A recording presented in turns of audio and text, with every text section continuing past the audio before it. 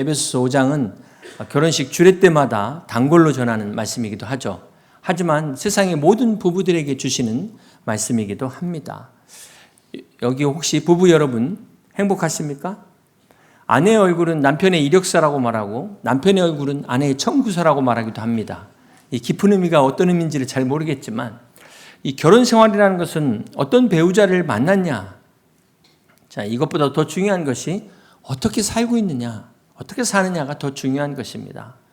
결혼은 맞는 사람을 찾는다기보다는 맞춰가는 삶이라는 것입니다. 이것이 진정한 돕는 배필의 의미라는 것이죠. 그래서 우리가 분명히 알아야 될 것은 이 세상에 나하고 잘 맞는 사람은 없다. 그래서 부부는 서로 사랑과 또 인내와 노력을 통해서 맞춰가는 것이 부부라는 것입니다. 잘 어울리기 위해서 노력하는 부부만 존재할 뿐입니다. 그래서 이 부부가 결혼을 지속하기 위해서는 사랑이 필요한데 이게 사랑만으로는 안 된다는 것이죠. 그래서 서약을 하는 것입니다. 자, 그럼에도 불구하고 문제는 이 부부가 이 서약을 지킬 능력이 없다는 것이에요. 결혼식을 하는 결혼 예배를 드린 신랑 신부가 이 서약을 지킬 능력이 없다는 사실입니다. 아담과 하와가 언제 부부싸움을 했을까요? 아마 최초의 부부싸움은 선악과를 따먹은 그날이었습니다. 너 때문에 그랬다, 너 때문에 그랬다. 처음에 아담이 하와를 보고 한 말이 창세기 2장 23절에 보면 이는 내 뼈 중에 뼈요 살 중에 살이다. 아주 그냥 정말 진한 고백을 합니다. 이렇게 아담의 눈에 하와는 자기 자신으로 보였어요. 그런데 선악과를 따먹고 범죄한 아담이 어떻게 바뀝니까? 창세기 3장 12절에 보니까 아담이 하와에게 뭐라고 이야기합니까? 아담이 이르되 하나님이 주셔서 나와 함께 있게 하신 여자 그가 그 나무 열매를 내게 주므로 내가 먹었나이다. 언제는 내 뼈 중에 뼈요 살 중에 살이라더니 죄 짓고 나서는 하나님이 주셔서 나와 함께 있게 한 저 여자, 이렇게 이제 표현을 하고 있는 것입니다. 얼마나 싸해요. 언제 그러지 않은데 벌써 이렇게 거리감이 느껴지지 않습니까? 최초의 사람 아담과 하와는 서로 벌거벗었으나 부끄러워하지 않았다라고 성경이 기록하고 있습니다. 자, 그런데 그들이 죄를 깨닫고 나서 그들이 부끄러워 가린 것이 무엇이었습니까? 결코 죄가 아니었어요. 그들이 죄는 손으로 짓고 입으로 졌지만 그들이 그렇다고 손을 가리고 입을 가린 게 아니었다는 것입니다. 그들이 가린 것은 바로 남성과 여성의 차이를 가렸다는 것입니다. 자, 이것이 우리에게 주는 교훈이 뭘까요? 죄는 서로의 차이를 집중하게 한다. 비교하게 한다는 것입니다. 부부 사이에 문제가 생기는 것이 어디서부터 시작되냐? 성경은 죄 때문에 시작되고 있다. 분명히 말씀하고 있어요. 그래서 우리가 분명히 알아야만 부부 관계를 깨뜨리는 사단의 전략을 알아야만 우리가 부부의 관계와 가정을 지킬 수 있는 것입니다. 오늘 에베소서 5장 30절 말씀을 봅니다. 우리는 그의 몸의 지체입니다. 그러므로 사람이 부모를 떠나 그의 아내와 합하여 그 둘이 한 육체가 될지니 이 비밀이 크도다. 성경은 부부 관계가 비밀이라고 말씀하고 있습니다. 근데 이 비밀이 크대요. 영어 성경에 보면은 이 비밀을 미스테리라고 기록하고 있습니다. 여러분, 미스테리와 시크릿의 차이가 뭘까요? 비밀이라는 게 이제 감추어져 있잖아요. 누군가 알려줘야 되는데 그렇지 않으면 알 수가 없는데요. 이 시크릿이라는 것은 이제 알려주지 않는 상태의 비밀이라면 이 미스테리는 일종의 수수께끼 같은 거예요. 보여줬는데 알지 못하는 것. 보고도 깨닫지 못하는 것. 이것을 미스테리라고 말합니다. 그러니까 성경에 보면 예수님께서 주로 말씀하실 때 비유로 말씀하시잖아요. 그러면서 잘 깨닫지 못하게 하는 이런 경우가 바로 미스테리라는 것입니다. 보여줘도 깨닫지 못하는 이 비밀. 그러나 오늘 성령 안에서 오늘 이 말씀의 비밀을 다 깨달을 수 있는 여러분 다 되시기를 주님의 이름으로 축복합니다. 그렇다면 이 부부 사이의 비밀이 무엇일까요? 우리 31절을 다시 한번 봅니다. 그러므로 사람이 부모를 떠나. 첫 번째 부부의 비밀은 바로 부모를 떠나는 비밀입니다. 자, 이것은 다시 말한다면 부부 중심의 건강한 가정, 이것을 말하는 것이죠. 요즘 그 결혼한 가정들을 보면은 의외로 독립이 안 된 가정들이 많습니다. 자, 이 말은 오늘 말씀에 의해서 보면 결혼을 했음에도 독립되지 못했다. 무슨 말입니까? 부부 중심이 아니라는 거예요. 자, 이런 가정에는 여전히 결혼이 비밀이라는 것입니다. 그래서 이 첫 번째 비밀은 어떻게 해야 됩니까? 부모에 있어서는 자녀를 보내야 되고, 자녀는 부모를 떠나야만 되는 비밀이라는 것입니다. 이걸 알면서도 지키질 않아요. 그러니까 여전히 미스테리가 된다는 것입니다. 두 번째 결혼의 비밀이 무엇일까요? 에베소서 5장 22절입니다. 아내들이여 자기 남편에게 복종하기를 주께 하듯 하라. 두 번째 비밀은 아내의 복종의 비밀입니다. 이거 페미니스트들이 반발할 수도 있겠는데요. 결코 아내가 부족하거나 열등해서 복종하라는 것이 아니죠. 부부는 동등합니다. 그래서 하나님께서 아담의 갈빗뼈를 취하여 만드셨습니다. 자, 그러나 부부도 공동체이기 때문에 질서가 필요한 것입니다. 여러분, 사단의 뜻이 반역하다는 뜻이에요. 하나님에게 도전하다. 하나님의 권위에 도전한 자가 사단이라는 것입니다.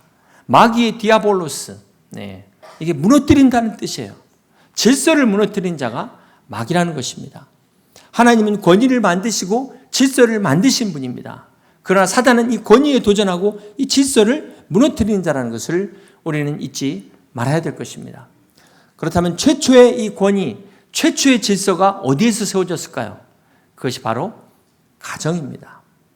가정에서 부모의 권위를 인정하는 것이 바로 사람이 태어나서 처음으로 권위를 배우는 것입니다. 그래서 가정 안에 부모의 권위를 배우는 것을 통해서 건강한 사회 구성원으로 자라게 되는 거예요. 그런데 만약에 가정 안에서 이런 걸 배우지 못하면 어떻게 될까요? 사회에서 적응하기가 어렵게 되는 것입니다. 혹 자녀들 중에 부모의 권위를 인정하지 못하는 자녀들이 있다면 그것은 부모가 잘 가르치지 못한 책임입니다. 더 나아가 아내의 책임입니다. 왜냐하면 오늘 말씀에 하면 아내가 남편에게 순종하는 본을 보여주는 걸 통해서 자녀들이 배워야 되는 것이거든요. 그런데 아내가 순종하지 못했기 때문에 자녀들이 배우지를 못했다는 것입니다. 이게 말로 배우는 게 아니에요. 에베소서 5장 21절을 보십시오. 그리스도를 경외함으로 피차 복종하라. 이 남편들이 아내들아 복종하라 이 말씀만 생각하는데 21절 말씀 피차 복종하라는 말씀 잘 보시길 바랍니다. 자기에게 편한 말씀만 갖다가 우기시면 안 되는 거예요. 세 번째 비밀은 어떤 비밀입니까? 25절에 보면 남편들아 아내 사랑하기를 그리스도께서 교회를 사랑하시고 그 교회를 위하여 자신을 주심같이 하라. 세 번째 비밀은 남편의 아내 사랑이 비밀이라는 것입니다. 자, 이것이 바로 어떤 사랑일까요? 그리스도께서 교회를 사랑하심과 같은 사랑이라는 것입니다. 바로 십자가에서 죽으시기까지 사랑하신 그런 희생적인 사랑을 말하는 것입니다. 자, 주님께서 이 부부의 관계를 그리스도와 교회 관계를 모델로 말씀하고 있어요. 자, 이것은 남편의 책임이 아내를 위해 모든 것을 다 희생하라는 거예요. 그러니까 남편들 월급 갖다 준다고 다 끝났다고 말할 수 없다는 것입니다. 아내에게 모든 것을 다 바쳤는가? 그렇지 않으면 남편의 자격이 없다는 것입니다. 양심의 손을 얹고 한번 생각해 보세요. 남편의 책임을 따지기 전에, 아내에게 복종을 요구하기 전에 나는 아내를 위하여 몸과 마음과 뜻을 다 바쳤는가? 얼마나 희생했는가? 남편들은 돌아보시길 바랍니다. 그리고 아내들은 어머니하고 나하고 물에 빠지면 누구 먼저 구할 거야? 이런 질문하지 마시고 남편에게 순종하시길 바랍니다. 이렇게 아내를 위해 모든 걸 바친 남편에게 아니 순종하니 그 무엇인지를 못하겠습니까?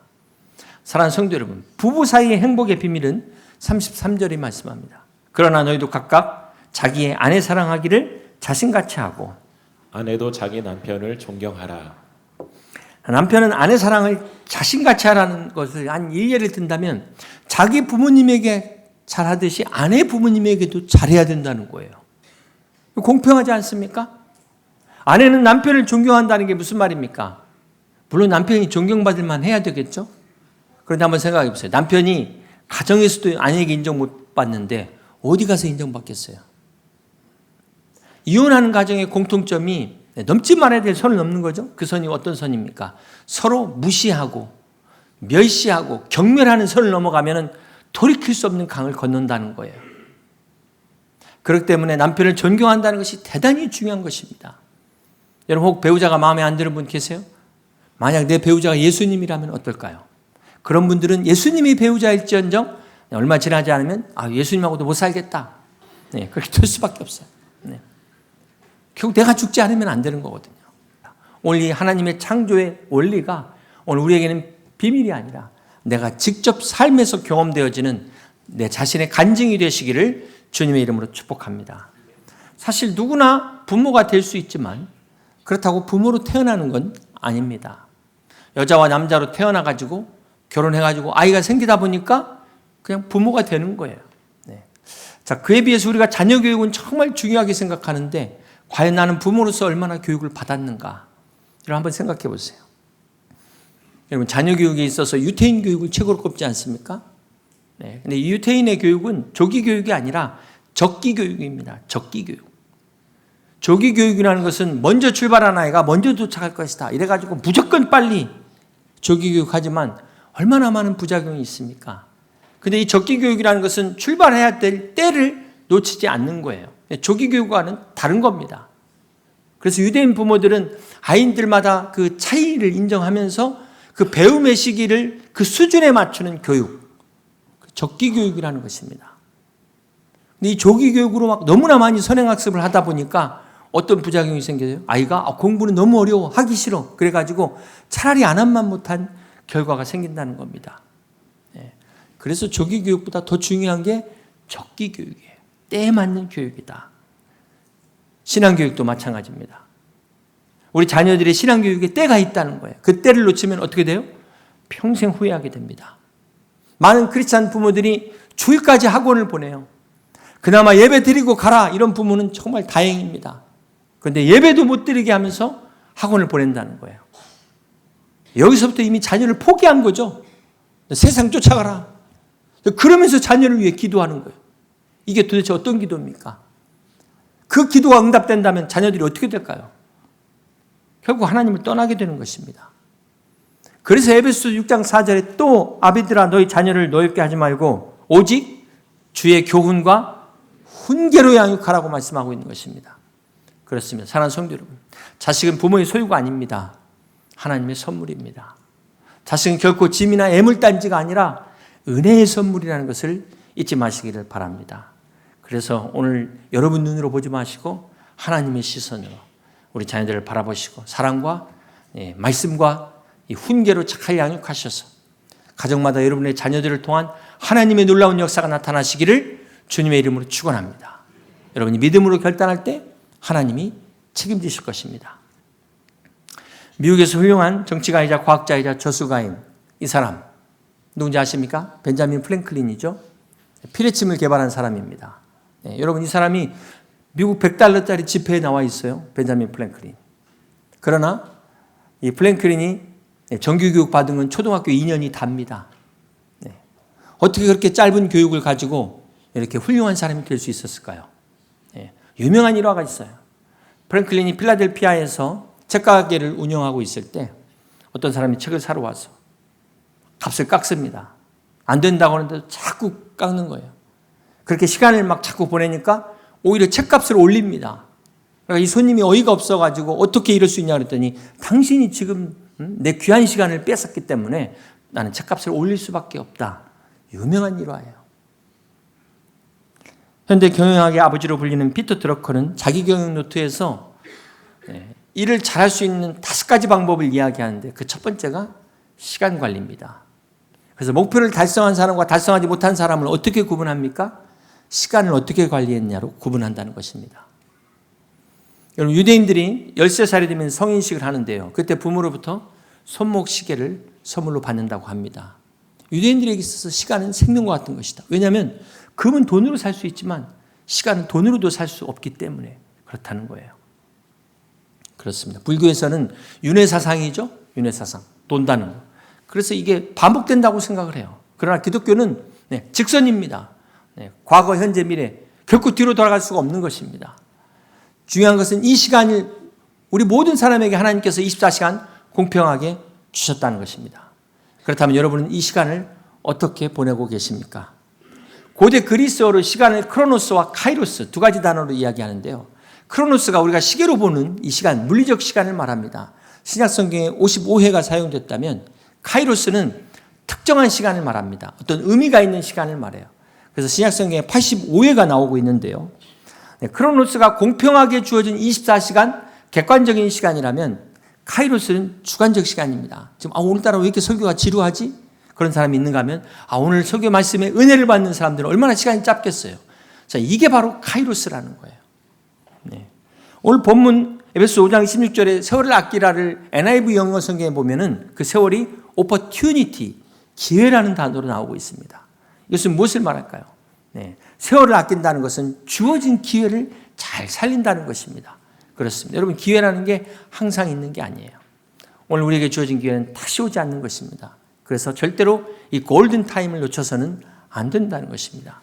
시편 90편 12절에는 우리에게 우리 날 계수함을 가르치사 지혜로운 마음을 얻게 하소서. 모세가 인생 말년에 깨달은 고백이에요. 네. 지혜로운 사람은 내 인생이 얼마가 남았는지를 생각하는 사람이라는 것입니다. 이걸 깨달은 사람마다 어떻게 살아야 될까요? 사랑하며 살기에도 부족한 시간 아닙니까? 축복받기에도 참 짧은 세월 아니겠습니까? 이 시간을 어떻게 아웅다웅 우리가 다투면서 살 수가 있겠습니까? 그러므로 사랑하는 성도 여러분, 세월을 아끼려면 우리가 어떻게 해야 될까요? 우리가 급한 일보다도 중요한 일이 있어요. 이것을 구분해야 됩니다. 급한 일과 중요한 일. 여러분, 예배 드리는 것과 중간에 전화 오는 것, 어떤 게 더 중요할까요? 우리가 하지 말아야 될 게 있습니다. 중요한 일이 있는데 급한 일이 온다고 해서 결코 중요한 일을 중단해서는 안 된다는 거예요. 오늘 에베소서 5장 16절에 세월을 아끼라, 이 세월의 기회가 바로 카이로스라는 것인데요. 이 카이로스는 바로 때가 참에 그때 하나님의 때 예수 그리스도가 우리를 구원하시기 위하여 이 땅에 오신 사건, 그것이 바로 카이로스라는 것입니다. 여러분, 이때 기회를 내가 성공하고 출세하고 돈 벌고 이런 기회로만 생각하지 마시길 바랍니다. 우리가 은혜 받을 때가 있다는 거예요. 구원 받을 때가 있다는 것입니다. 이 영적인 기회를 놓치지 말라는 것입니다. 오늘 우리가 하나님의 부르심의 기회가 있다는 것을 깨닫고 주님 앞에 나와서 나를 구원하신 하나님 앞에 예배할 수 있는 여러분 다 되시기를 주님의 이름으로 축복합니다. 이것이 카이로스의 경험이에요. 굿바이의 어원을 보면 옥스퍼드 사전에 God be with you 에서 굿바이의 어원이 나왔다고 나와 있습니다. 여러분, 굿에서 갓을 빼면 뭐가 남을까요? 0이죠. 세상에 아무리 좋은 걸 여러분이 다 가졌다 할지라도 하나님이 없으면 여러분 꽝이라는 겁니다. 제로예요. 그런데 0에다가 갓을 더하면 어떻게 됩니까? 굿이 됩니다. 내가 비록 아무것도 아닌 삶일지라도, 비록 가진 게 없다 할지라도 하나님이 함께 하시면 여러분 그게 바로 최선의 삶이, 아름다운 삶이 되는 것입니다. 그렇습니다. 여러분, 모든 걸 다 가졌어도 하나님을 알지 못하면 여러분 실패한 삶입니다. 불쌍한 인생입니다. 그러나 비록 내가 다 갖지 못했다 할지라도, 비록 내가 가난하다 할지라도 하나님을 소유한 사람은 축복받은 사람인 것을 믿으시길 바랍니다. 그러면 여러분 굿에서 갓을 발견할 수 있는 여러분 되시기를, 굿을 선택할 것이 아니라 갓을 선택할 수 있는 여러분 다 되시기를 주님의 이름으로 축복합니다. 두 번째, 세월을 아끼라가 헬라어로 엑사고라조인데요. 속량하라는 뜻이 있습니다. 속전하다, 값을 지불한다. 킹 제임스 버전에는 redeeming the time 이렇게 나옵니다. redeem, 구원받는다는 거죠. 시간을 구원하라, 시간을 구속하라는 뜻입니다. 세월을 사서 세월을 속량해라. 정말 세월을 값진 내 것으로 만들라는 것입니다. 사랑하는 성도 여러분, 이 세대는 악한 세대입니다. 그래서 우리로 하여금 참 하나님을 믿기 어렵게 방해하는 그런 세상이에요. 예배 드린다는 게 결코 순탄하지 않습니다. 바빠서 기도하기도 어렵고요. 말씀 보는 것도 영적 전쟁이에요. 혼자 신앙생활하는 거 결코 넉넉지 않습니다. 전도할 엄두조차 내는 거 쉽지 않은 그런 우리가 이 세상에 이 세월을 살고 있는 것입니다. 그래서 에베소서 5장 17절 말씀합니다. 그러므로 어리석은 자가 되지 말고 어떻게 해요? 오직 주의 뜻이 무엇인가 이해하라. 그렇습니다. 나를 향한, 우리 가정을 향한 하나님의 뜻이 무엇인가 이해하는 게 이게 중요해요. 이거 알지 못하고 하는 아무리 열심히 수고해봐야 그거 다 어떻게 되는 겁니까? 헛수고하는 거예요. 낭비한 것입니다. 오늘 본문을 통해서 세월을 아끼라, 기회를 잡으라, 이것이 바로 카이로스를 잡으라는 건데요. 결론적으로 주님의 뜻을 붙잡으라는 거예요. 주님의 뜻을 이해하라는 것입니다. 그렇다면 오늘 우리를 향한, 우리 가정을 향한 주님의 뜻이 무엇일까요? 18절 계속해서 봅니다. 술 취하지 말라, 이는 방탕한 것이니 오직 성령으로 충만함을 받으라. 그렇습니다. 오늘 우리를 향한 하나님의 뜻은 성령의 충만함을 받으라는 것입니다. 왜 그럴까요? 우리의 힘으로는 할 수가 없어요. 우리의 힘으로는 부부의 역할도, 부모의 역할도, 자녀의 역할을 감당할 수가 없다는 것입니다. 특별히 여기 술 취함과 대조를 이루고 있죠. 네, 술 취함. 술에 취하면 술의 지배를 받습니다. 멀쩡한 사람도 어떻게 돼요? 네, 갑자기 변합니다. 막 말이 많아지거나, 막 갑자기 울거나, 네, 죄 짓는데 담대해져요. 이 죄 짓는데 용기가 생깁니다. 네, 근데 성령이 충만하면 어떻게 되죠? 성령의 지배를 받아요. 그렇게 점잖았던 사람이 막 말이 많아져요. 어떤 말이 막 예수님에 대해서 막 소개를 하는 거예요. 네. 그리고 말씀대로 막 사는데 용감해지는 거예요. 선을 행하는데 담대하는 겁니다. 이것이 바로 술 취함과 성령 충만함의 공통점이라는 것입니다. 자, 그런데 술 취하면 결국 어떻게 되죠? 몸버려 돈버려 후회하잖아요. 이 술은 마취제와 같아요. 네. 망각제와 같은 것입니다. 결국 자기 몸도 못 가누다가 방탕하게 되잖아요. 중독이 되잖아요. 후회하는 것밖에 없습니다. 그러나 성령 충만하면 어떤 결과를 가져다 줄까요? 이 성령 충만은 각성제입니다. 각성제. 정신 차리고 하나님을 의지하게 해요. 하나님을 붙잡게 만듭니다. 그래서 내 힘으로 할 수 없는 성령의 열매를 맺게 만드는 것입니다. 그래서 사랑과 희락과 화평과 오래 참음, 절제, 온유와 자비와 양성과 충성, 이 열매를 맺게 하는 거예요. 이것이 성령 충만함의 결과라는 것입니다. 그런데 오늘 에베소 5장 19절에 보면 또 성령 충만의 결과를 이야기하고 있어요. 시와 찬송과 신령한 노래들로 서로 화답하며 너희 마음으로 주께 노래하며 찬송하며 범사에 우리 주 예수 그리스도의 이름으로 항상 아버지 하나님께 감사하며 그리스도를 경외함으로 피차 복종하라. 오늘 에베소 5장이 성령 충만함의 결과가 무엇입니까? 시와 찬미와 신령한 노래로 하나님을 찬양하게 된다는 거예요. 막 찬송, 막 노래가 나오는 거예요. 성령 충만한 사람, 노래가 나오는 거예요. 기쁨이 표현이 되는 것입니다. 성령 충만한 사람들은 예수 그리스도의 이름으로 항상 감사가 넘치는 거예요. 감사할 때 감사할 일이 있어서 감사하는 건 누가 못합니까? 근데 성령 충만한 사람은 항상 감사하지 못할 상황에서도 감사가 되는 것입니다. 그리고 그리스도를 피차 경외함으로 피차 복종하는 거예요. 여러분, 왜 부부간에 서로 복종하지 못할까요? 이 쓸데없는 자존심, 이게 문제라는 거예요. 성령 충만한 사람은 성령 충만하기 때문에 기꺼이 피차, 기꺼이 복종할 수 있게 되는 것. 이것이 진짜 성령 충만의 모습이라는 것입니다. 어떤 사람들은 막 방언하는 것을 성령 충만이라고 생각하는데요. 그래서 나타나는 일부 현상에 불과한 것입니다. 진정한 성령 충만의 결과가 중요한 거예요. 결과. 그래서 진정 성령의 충만은 열매로 나타나야 되는 것입니다. 항상 찬양하고 항상 감사하고 항상 순종하는 여러분 되셔서 성령 충만한 삶을 다 사시는 여러분 다 되시기를 주님의 이름으로 축원합니다. 사랑하는 성도 여러분, 가나 혼인잔치에 물이 변화의 포도주가 되는 기적이 어떻게 일어났을까요? 주님이 손님으로 있을 때는 이런 기적이 일어날 수가 없었습니다. 주님이 주인의 위치에 있을 때 비로소 이런 능력이 나타난 것입니다. 그렇습니다. 주님이 우리 안에 계실 때 손님으로 계시면 아무런 능력이 나타날 수가 없어요. 성령의 충만함이라는 것은 이제 내가 내 인생의 주인이 아니라 주님이 내 인생의 주인이 되는 것입니다. 주님이 내 인생의 손님이 아니라 주인으로 좌정하시는 것입니다. 그럴 때 하나님의 역사가 나타나는 것입니다. 오늘 우리 가정도 마찬가지예요. 주님이 우리 가정의 주인으로 좌정하셔야만 우리 가정에 하나님의 역사가 나타나는 것을 믿으시기를 바랍니다. 여러분의 가정을 향한 하나님의 뜻, 주님의 뜻을 이해하셔서 세월을 아끼시고 그래서 이 영적인 은혜, 구원의 은혜, 축복의 은혜를 누리시는 성령 충만한 우리 여의도 침략의 모든 가정 다 되시기를 주님의 이름으로 간절히 축원합니다.